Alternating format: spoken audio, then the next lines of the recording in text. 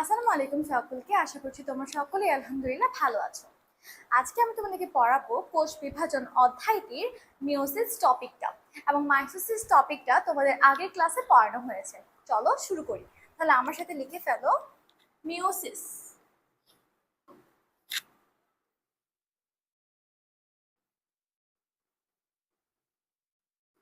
Meiosis, তাহলে আমাদের জানতে হবে মিওসিস মানে কি। চলো লিখি। যে কোষ বিভাজন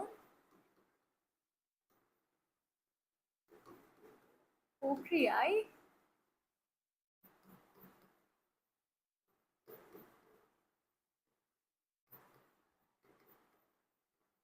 নিউক্লিয়াস পরপর দুইবার এবং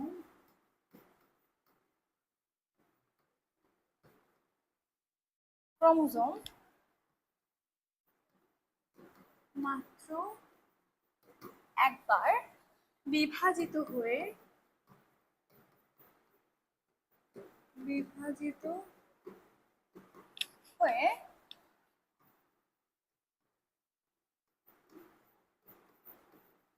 মাতৃকোষের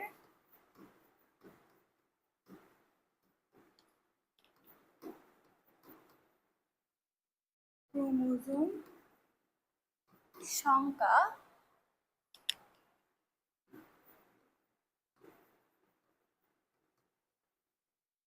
অর্ধেক অর্ধেক সংখ্যা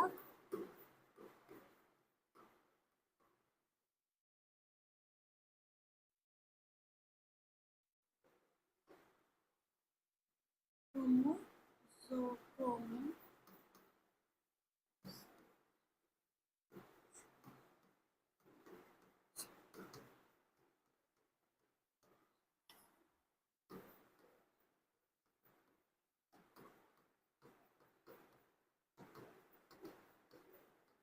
হয়। তাহলে এটা হচ্ছে তোমার কি মিওসিসের ডেফিনেশন। চলো আমরা ধাপে ধাপে এই ডেফিনেশনটা বুঝে নেই।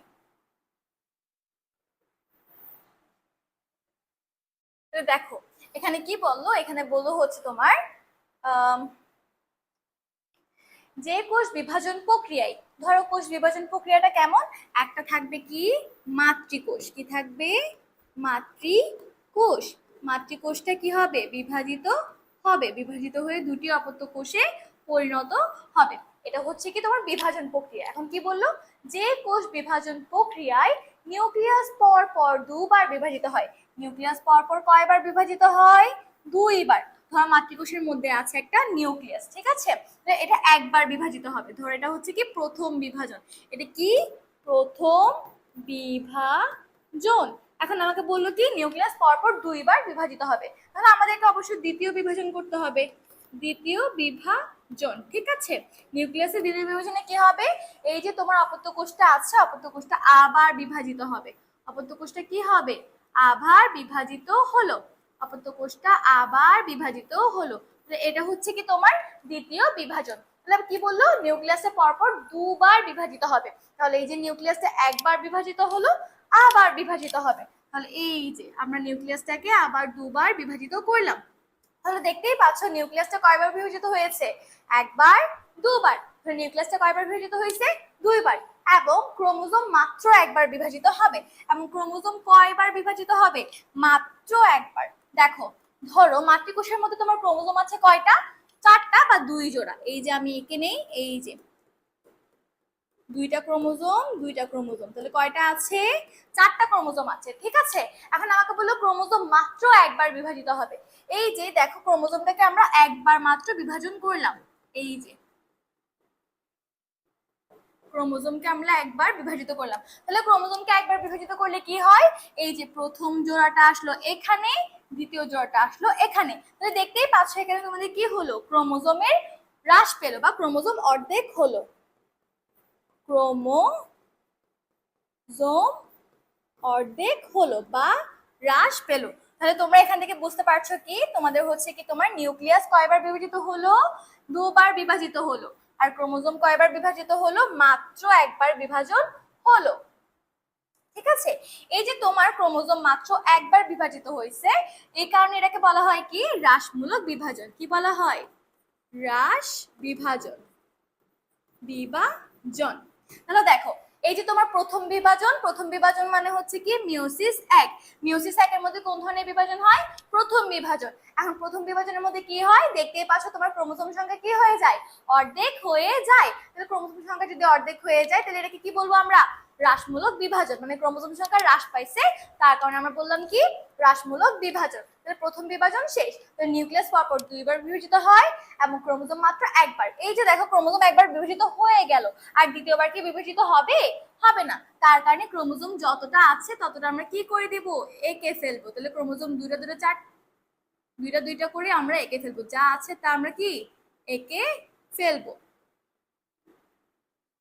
তো দেখতেই পাচ্ছ তৃতীয় বিভাজনের মধ্যে ক্রোমোজোমের কোনো পরিবর্তন হয়নি। এখানে কি হয়নি? ক্রোমোজোম নো চেঞ্জ, তার মানে ক্রোমোজোমের কোনো পরিবর্তন হয়নি। যেহেতু দেখতেই পাচ্ছ এখানে তোমার নিউক্লিয়াসের পরিবর্তন হয়নি, নিউক্লিয়াস আছে যেমন, হ্যাঁ নিউক্লিয়াস এখানেও আছে তেমন, ক্রোমোজোম এখানে যতটা আছে ক্রোমোজোম এখানেও ততটা আছে। তাহলে বুঝতেই পারছো যেহেতু ক্রোমোজোমের কোনো পরিবর্তন হয়নি, নিউক্লিয়াসের পরিবর্তন হয়নি, তাই এটাকে আমরা বলতে পারি কি সমবিভাজন। কি বলতে পারি? সমবিভাজন বা মাইটোসিস বিভাজন। মাইটোসিস বিভাজন। তাহলে দেখো প্রথম বিভাজনকে বলা হয় কি হ্রাসমূলক বিভাজন, আর দ্বিতীয় বিভাজনকে বলা হয় কি সমবিভাজন বা মাইটোসিস বিভাজন। আশা করছি এই জিনিসটা তোমরা বুঝতে পারছো। তাহলে দেখো নিউক্লিয়াস পরপর দুইবার বিভাজিত হয় এবং ক্রোমোজোম মাত্র একবার বিভাজিত হয়। বিভাজিত হয়ে মাতৃকোষের ক্রোমোজোম সংখ্যার অর্ধেক। এই কথাটার মানে কি? এই যে মাতৃকোষের ক্রোমোজোম সংখ্যা ছিল কয়টা? 4টা। এটার কি হয়ে গেল? অর্ধেক হয়ে গেল। অর্ধেক হয়ে এখানে হয়ে গেল 2টা আর এখানে হয়ে গেল 2টা। তাহলে মাতৃকোষের ক্রোমোজোম সংখ্যার অর্ধেক সংখ্যা ক্রোমোজোম সমূহ। এই যে অর্ধেকে পরিণত হয়েছে, এই ক্রোমোজোম সমূহ আবার কি 4টা অপত্য কোষে পরিণত হয়। এই যে এখানে কয়টা হয়েছে? 1 2 3 4, 4টা কি অপত্য কোষে পরিণত হয়েছে। আশা করছি তোমরা মিওসিস কি এবং মিওসিসটি কিভাবে ঘটে এই জিনিসটা বুঝলাম। এখন চলো আরেকটা টপিকে যাই, সেটা হচ্ছে কি তোমার মিওসিস কেন ঘটে।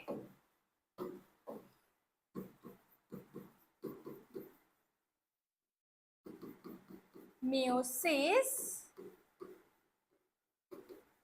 কেন ঘটে?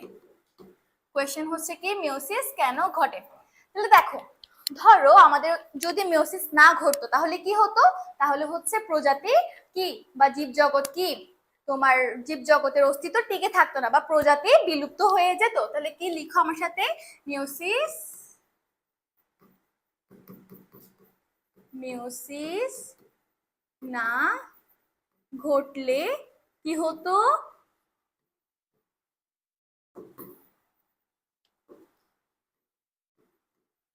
জীব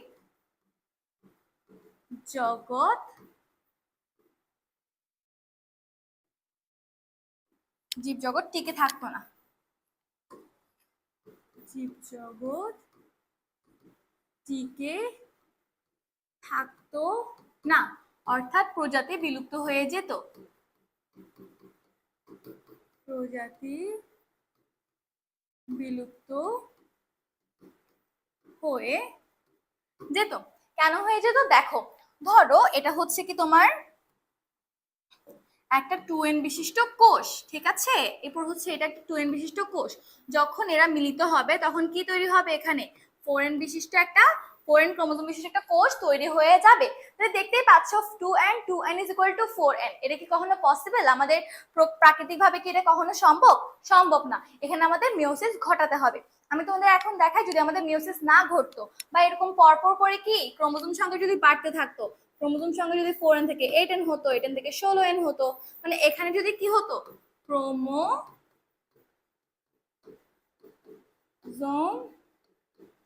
সংখ্যা বাড়লে, ক্রোমোজোম সংখ্যা বাড়লে কি হতো? তোমার বৈশিষ্ট্য অনেক বেশি পরিবর্তন হয়ে যেত।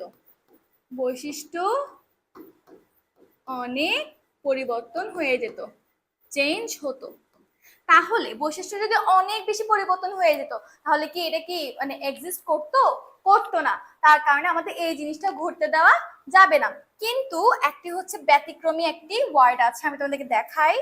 ব্যতিক্রমী ওয়ার্ডটা হচ্ছে তোমার polyploidy. So what is the polyploidy? এই যে দেখো একটা ব্যতিক্রমী ওয়ার্ড আছে, সেটা হচ্ছে কি এখানে আমরা লিখি পলিপ্লয়েডি। এই জিনিসটার মানে কি? এই জিনিসটার মানে হচ্ছে দেখো মানে হচ্ছে প্রকৃতিতে কৃত্রিম ভাবে হচ্ছে কি এই যে ক্রোমোজোম সংখ্যা বেড়ে যায়, হঠাৎ করে ক্রোমোজোম সংখ্যা একবার বেড়ে গিয়েছিল প্রকৃতিতে। লিখো প্রকৃতিতে কৃত্রিম কৃত্রিম ভাবে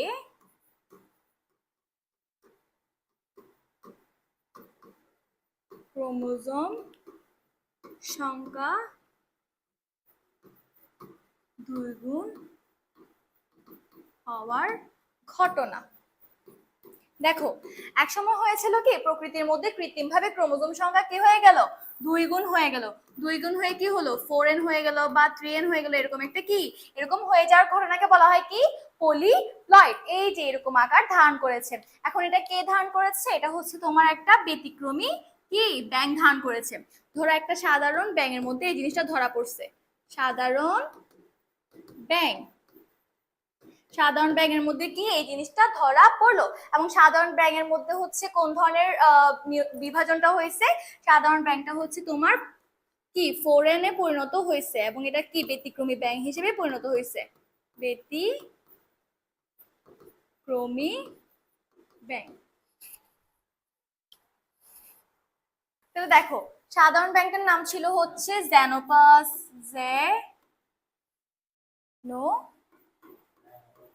ট্রপিক্যালিস।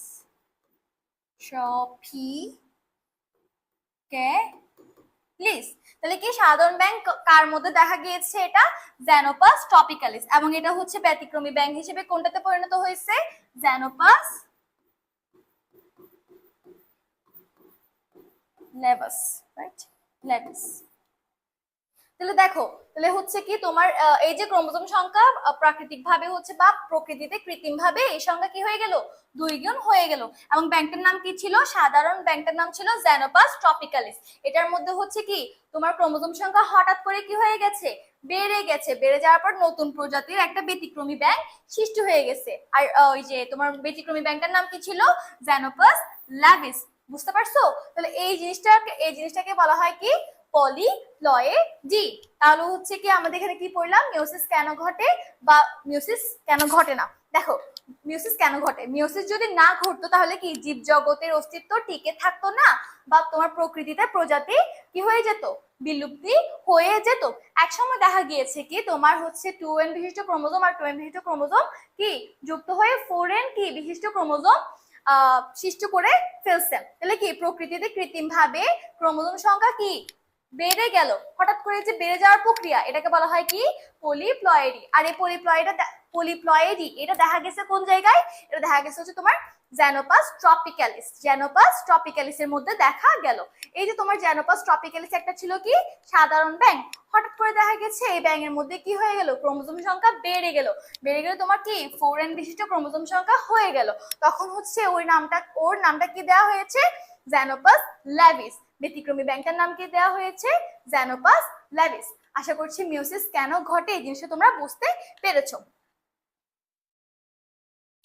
এখন হচ্ছে কি মিওসিস কোথায় ঘটে? টপিক হচ্ছে মিওসিস কোথায় ঘটে।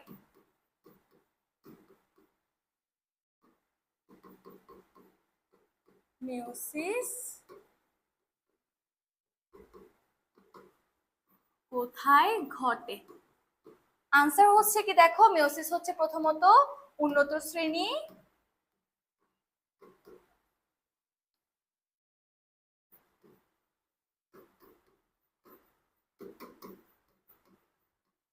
জনন কোষে।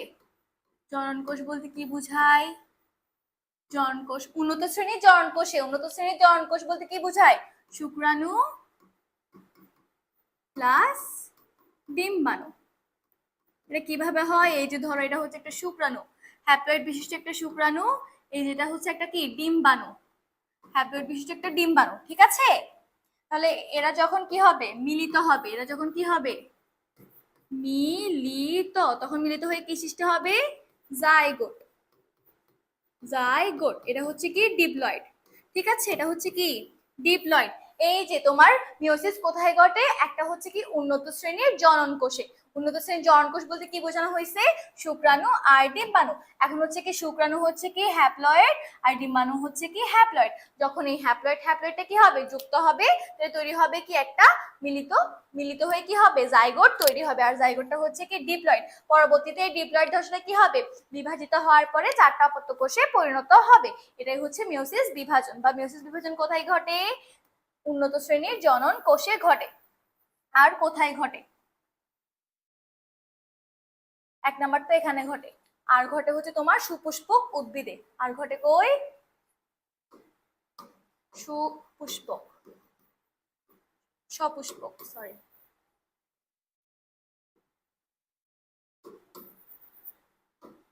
আচ্ছা এখানে লিখো